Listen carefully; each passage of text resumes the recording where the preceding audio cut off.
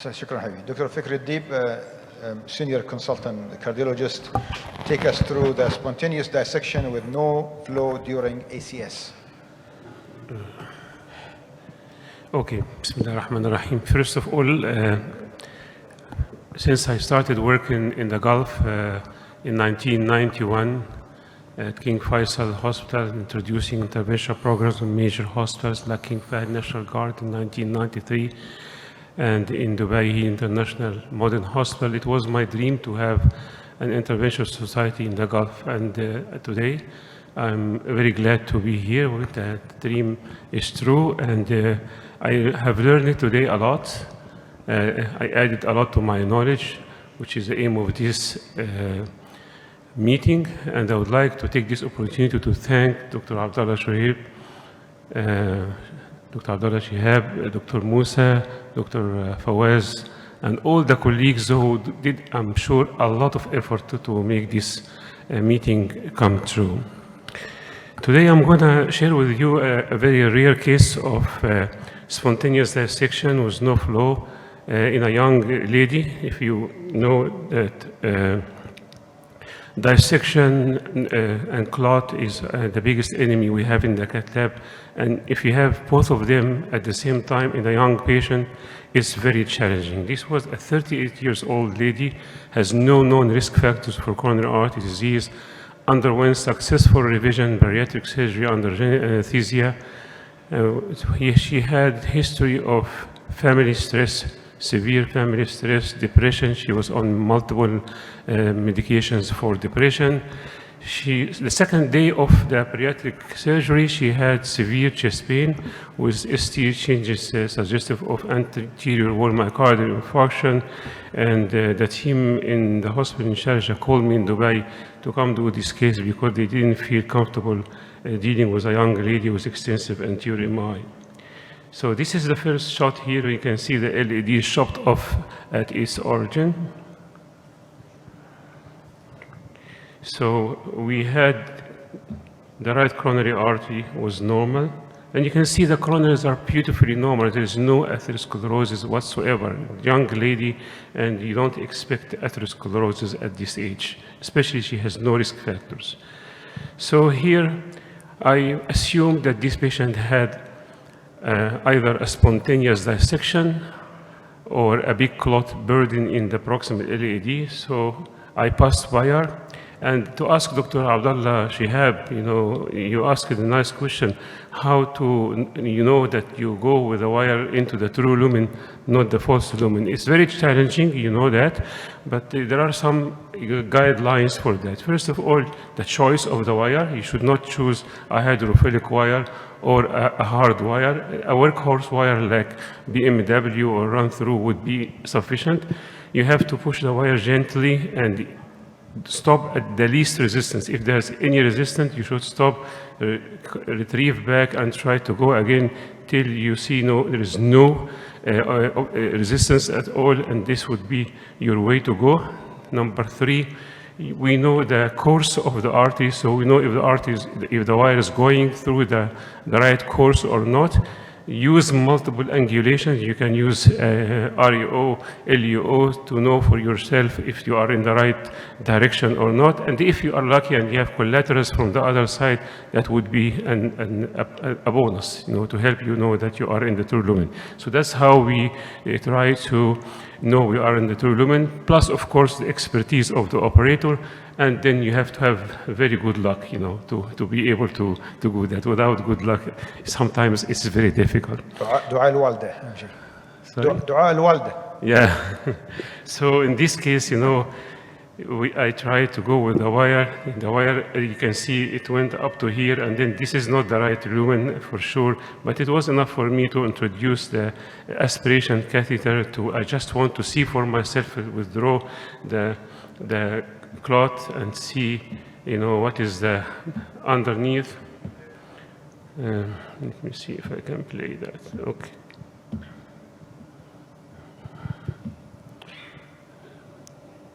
So you don't see actually much flow here. So I went another run with the aspiration catheter, and you see now there is some flow. And I could see here that there is some dissection here. If you see, especially in this shot, you can see that the contrast is hanging around, and there's not only clot, but there's dissection. So at this stage, after repositioning my wire, I did IVUS, just to make sure. You don't see a lot of clot burden here, but you can see the entry of the dissection here at between 1 and 2 at one moment, and then you see it in the other moment in another one. So it's a spiral dissection. If you just keep, you can see some clot here, some intraluminal hematoma in this part of the artery.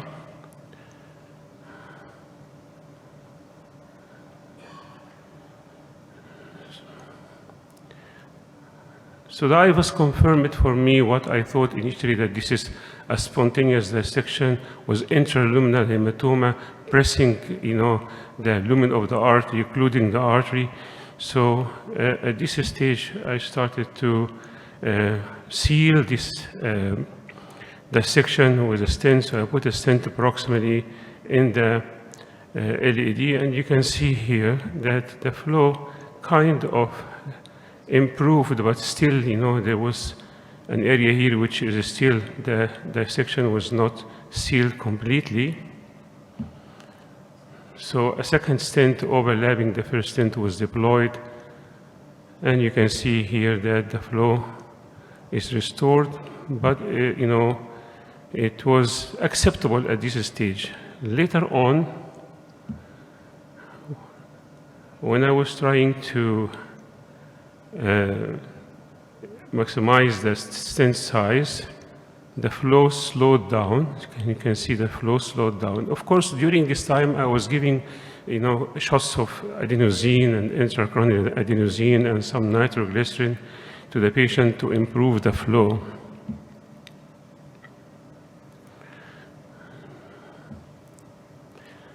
Now, I wanted to see, after I optimized the stent with NC balloon, if there is anything wrong to explain this slow flow. So I did the IVUS post stenting, and I could see that the stent is well opposed. There's nothing wrong with the stent in most of the run here, as you can see.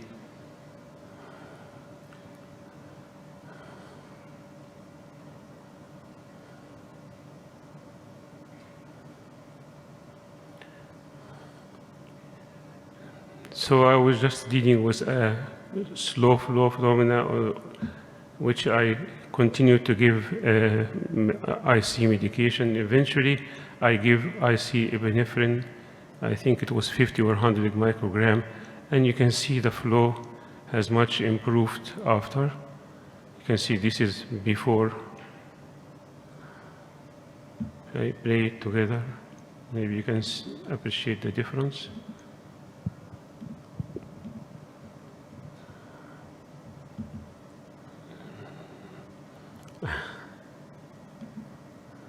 It's not the one, doesn't want to play. Okay, anyhow, I think, the flow, yeah, if you can just play this for me. Yeah, you can see here the difference between the shot on the left side and the right side. There was significant improvement, and this is a proof that, epinephrine worked very well in this situation. And of course, I use it as a last resort if adenosine and nitroglycerin doesn't work, and it helps very much. This was the final result. LED is nicely open with good flow.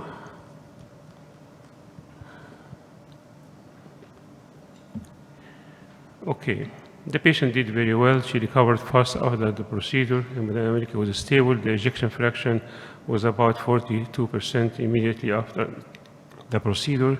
She spent 3 days in the ICU and discharged after 5 days in good condition.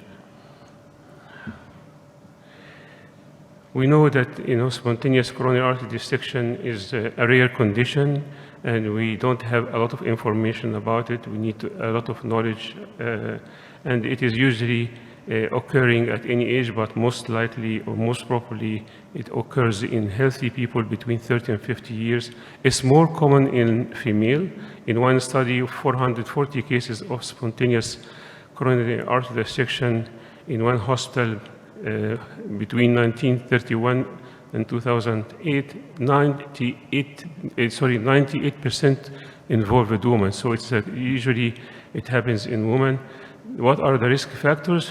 We don't know exactly what is the cause, but female gender is a risk factor. Pregnancy or giving birth is suggestive. Spontaneous coronary artery dissection is linked with hormonal changes or blood volume that occur during pregnancy. Fibromuscular dysplasia is a disease that causes abnormal cell development in the artery wall, extreme exercise or stress, as in my patient. Underlying blood vessel inflammatory disease like lupus, connective tissue disease like Marfan syndrome, very high blood pressure, and cocaine use. The treatment is usually depending on the symptoms, the severity of the disease, if it is just a chest pain or heart attack, and most of the time, as I do most of my cases, I don't do anything at all. I let the dissection heal. I had even dissection, spontaneous dissection in the left main, which I lifted, and it healed very well. So it is really not risky to leave this as long as you have good flow and the patient is asymptomatic. Sometimes we need to add some blood thinners to reduce the risk of blood clots. Add medications like beta blockers, particularly patient with fibromuscular disease. Stent in this case because the patient was in acute coronary syndrome and the artery was totally occluded. And in rare cases, bypass surgery might be needed. Thank you so much for your Excellent. Thank you very much. So, Dr. Fekry, the complication in this case was no reflow phenomena, is it? Yeah. Okay. And when you went with the IVUS, did you know how long to go? I mean, you used 2 stents here. Why Yes. not 1 stent? Yeah. It was from the mid segment back to the ostium of the LAD. Then you had to put another stent. Why? Because Why didn't you use 1 stent? because if you notice after I put the first stent, you could see that the flow is sluggish distal to the I first saw stent. that, but I'm saying, why didn't you use 1 longer stent at the beginning? I thought 1 stent will be enough to cover the area. I used 24 stent proximally, but it was not enough. I know, it's easy for me to say this. Yeah. Abdullah. Dr. Fekry, thank you for an excellent case, and a difficult case to manage, and you managed it really well. I mean, the only difference I would say is that in these cases, you want to avoid putting stents as much as possible. And once you wired the vessel beautifully, you were true to true, you ballooned it, I would think stopping at that stage would have been a reasonable option, because like what happens with these cases, as soon as you put stents, you're going to put more stents in because it's very friable. But if you're going to put stents, some people suggest that you should put the stent proximal to distal to trap the dissection or the hematoma so it doesn't propagate back to the left main. I know in your case it wasn't the plan, it's just you had the edge dissection and a hematoma extension. But generally, you want to avoid putting stents. And maybe this may be an area where bioabsorbable scaffolds may be an option, where you put the stent and it will dissolve. Maybe it's something in the future. The other thing is preventing recurrence for these patients. Beta blocker is very important because a lot of the dissections happen because of sympathetic drive. The third thing is highly associated with FMD, like you mentioned. So I think these cases, I have few cases I'm following in my clinic. You have to do an MRA for the whole vascular system because they're going to have beadings in the renal arteries, they're going to have aneurysms in the intracranial vasculature. It's important to make these diagnoses. So Abdullah, in this case, you wired and you shortened the true lumen. You do what? You balloon and stop, or you don't do anything? So he ballooned. You want to stop? No. If you were... I would balloon. If I establish flow, I would stop. And most of them, they heal, and they heal beautifully. You balloon. I do agree with you, but when the eye was confirmed to me that this is a spiral dissection, and we know from our experience that balloon does not seal a spiral dissection enough, and you don't want to send this patient without stent to the ICU, and then you have to take her back to the cath lab if the artery occluded again. I elected to put a stent from the beginning. So Fekry, spontaneous dissection, in this case, if it's hemodynamically stable, conservative is... She was not hemodynamically stable. Of course, Not she has stable. severe chest pain, and she was also have a big family, and there was a big drama So outside the everyone cath lab. unstable. Okay. It's a great case, really is. And it's a nightmare for all of us. And I think the less you do, the better it is, the outcome in those patients. You've done brilliantly crossing, but I've got one comment. I wouldn't pass thrombectomy device as first tool down the vessel. I would probably image, because it's a soft artery, soft lesion. I would not pass any device before I IVUS. I know where I am, what's the lesion I'm dealing with, where I am exactly, and then I'll decide strategy, whether I need thrombectomy or something else. But perhaps we both agree that OCT is better. Perhaps it wasn't available at the hospital where you did the procedure. Those are two comments. I agree with you if I can see the lumen, but my problem is that I haven't any visualization of the lumen. Now, if I go with the wire, and I go with the IVUS probe inside, and I am not in the right lumen, what will happen? Nothing. It's better for me to put an aspiration. Thrombectomy is as aggressive as the aspiration IVUS catheter. catheter. No, I put it. That's how I was thinking. I wanted to put the aspiration catheter in the proximal LED, not go deep, and see if there's a clot burden, and I can visualize the artery. Then I can go with the IVUS, and that's what I did.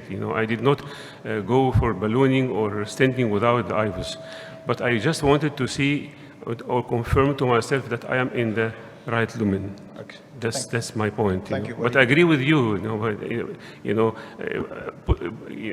Pushing an aspiration catheter first or the IVUS first will not, change the management for me, but it might give me some information about the artery, the lumen, if I'm in the right lumen or not, and that's why I used aspiration catheter. Okay, Walid. Anyway, thank you very much for a really very nice case. And as everybody said, this is a nightmare. But if after doing the IVUS, and now you are convinced that this is spontaneous coronary dissection, doing the minimum, avoiding stenting, this is the idea. So it's either balloon. Anyway, I respect your opinion because it's ostial. This may extend that to the left meninges. I would have put only one stent and accepted the remainder, even if I want to keep taking the patient to the cath lab every 2 hours, but I wouldn't. I know it's a difficult decision, but this is why we are learning about spontaneous coronary dissection. Dr. Fekry, thank you very much for this nice case. Actually, it's really nice and well managed. But actually, what my comment is basically what has been covered here.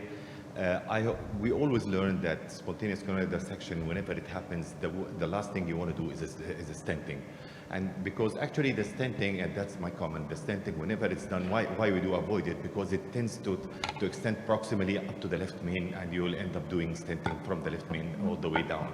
So I would agree with the opinion of most of my colleagues here that if we were able to establish flow or T3 flow, leave it, and most probably it will heal.